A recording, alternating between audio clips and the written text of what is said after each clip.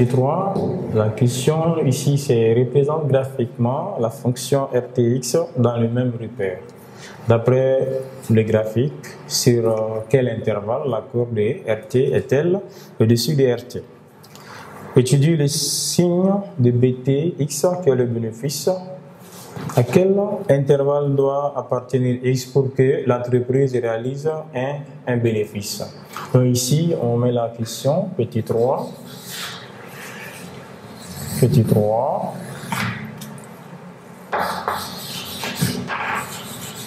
Représentation graphique.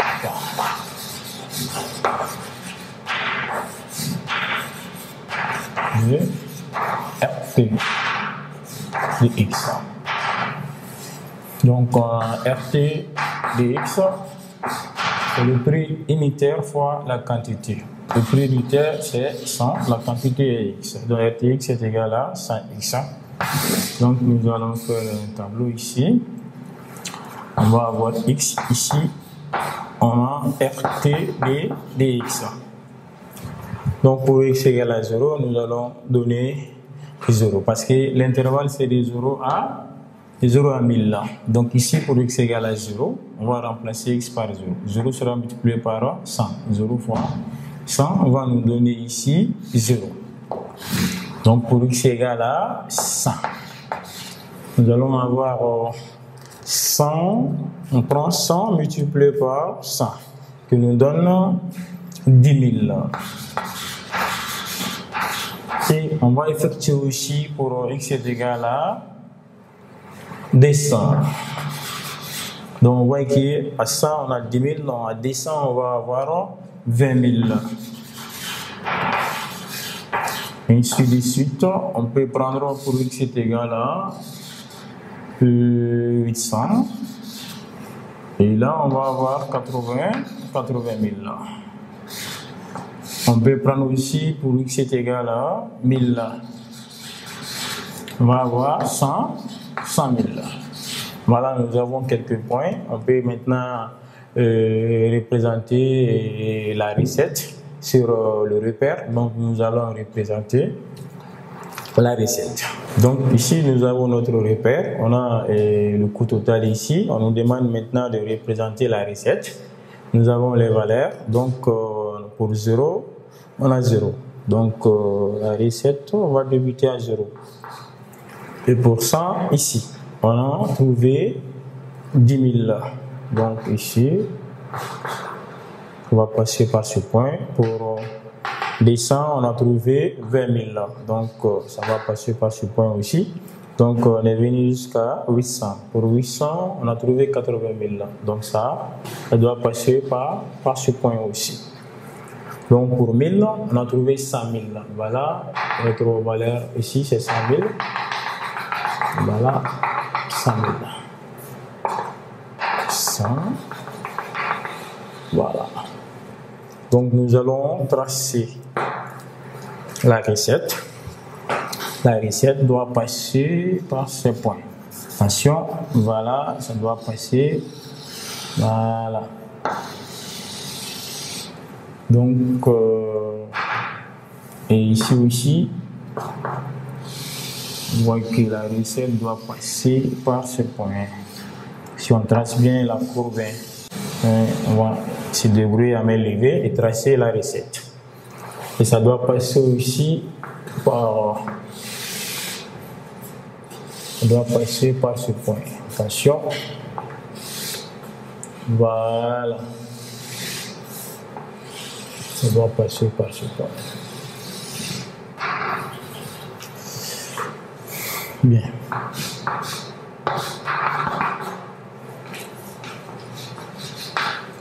Donc nous avons représenté la courbe.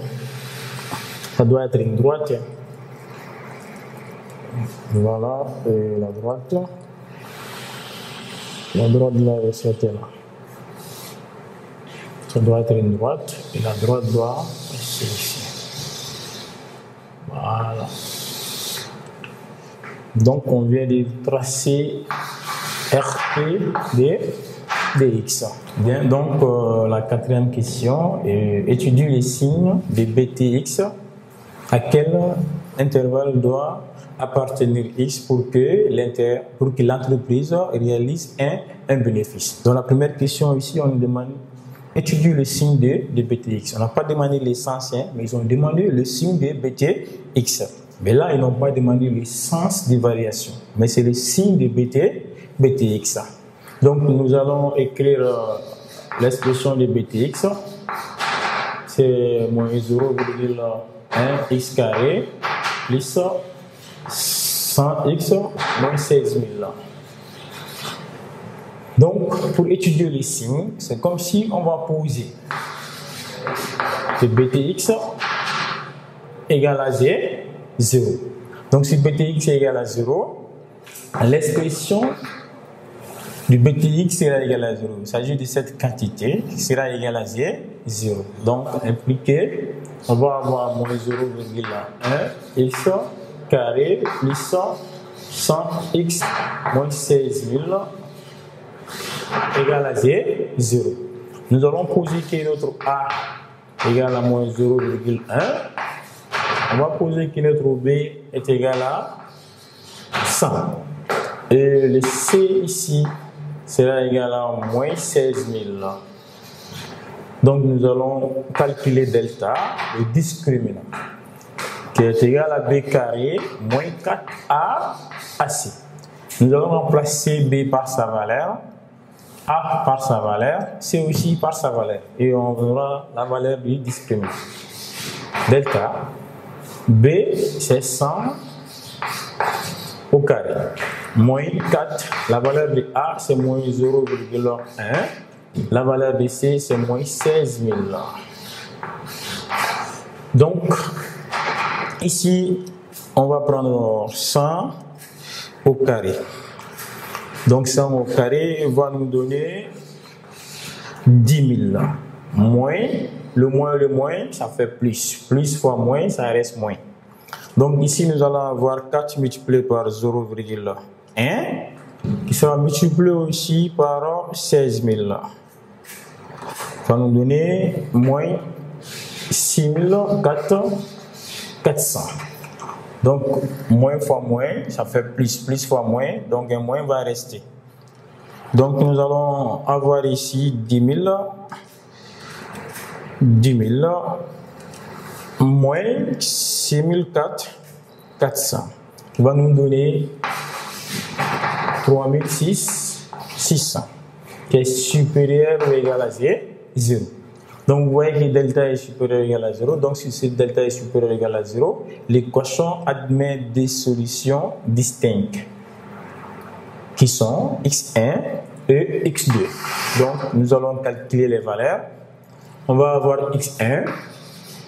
Ici, x1 égale à moins b, moins racine de delta sur 2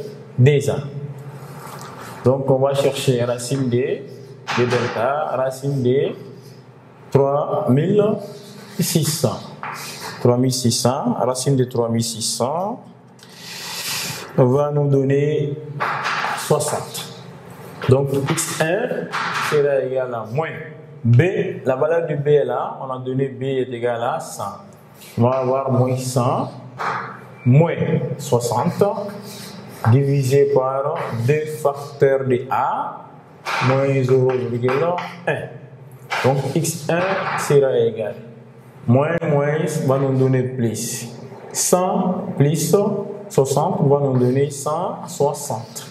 Divisé par 2 fois moins 0,1 va nous donner moins 0,2. On peut simplifier par moins.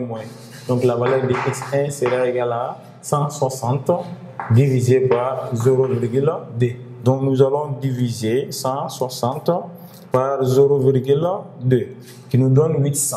Donc x1 est égal à 800. Donc on a la valeur de x1. On va aussi calculer la valeur de x2 parce que delta est supérieur à 0, il admet des solutions. Donc la valeur de x2 est égale à moins b plus racine de delta sur 2a. Donc, on connaît la racine de delta, on connaît la valeur de B, on connaît la valeur de A. La valeur de x2 sera égale moins 100 plus 60 divisé par 2 facteurs de moins 0,1. Donc, et la valeur de x2 sera égale moins 100 plus moins 100 plus 60 va nous donner moins 40. Va nous donner moins 40. Moins 40 divisé par moins 0,2. On peut simplifier par moins. Donc, x2 sera égal à, donc, moins 40.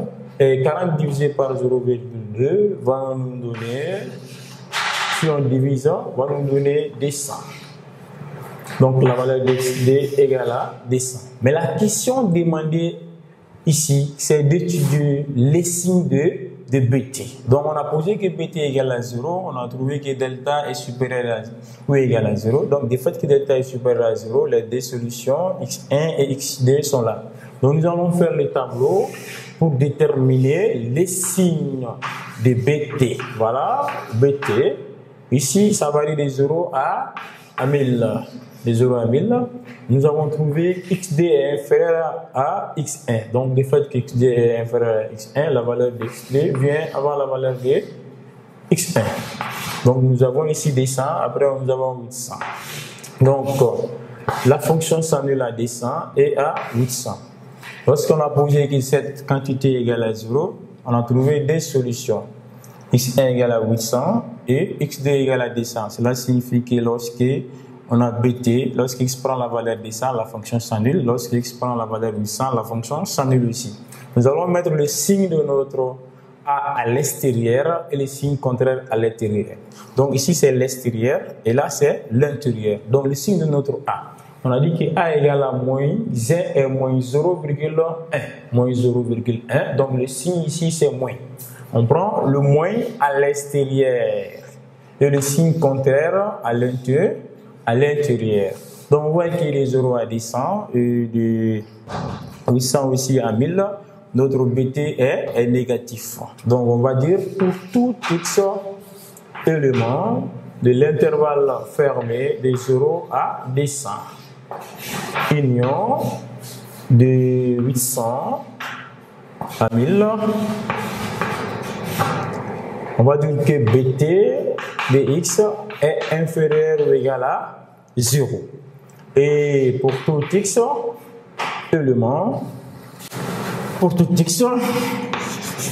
élément, de 200 à 800, BT est supérieur à 0. De 200 à 800, BT de x est supérieur ou égal à 0. Donc, pour tout x élément de 200 à 800, BT de x est égal à 0, est constante. De 200 à 800, la valeur BTX est constante. Voilà. Donc, nous allons passer par la question suivante. Bien, ici, on a le tableau du signe de BT de x. Dans la dernière question, on nous demande sur à quel intervalle doit appartenir x pour que l'entreprise réalise un bénéfice. D'après ce tableau, si on regarde ce tableau du signe, on voit qu'il est de 200 à 800. Entre 200 à 800, l'entreprise va réaliser un bénéfice max. Donc, on peut dire pour tout x élément de l'intervalle ouvert de 200, ouvert aussi à 800, l'entreprise réalise un bénéfice max. Donc, c'était la question demandée. Donc, ainsi prend fin notre correction. Donc,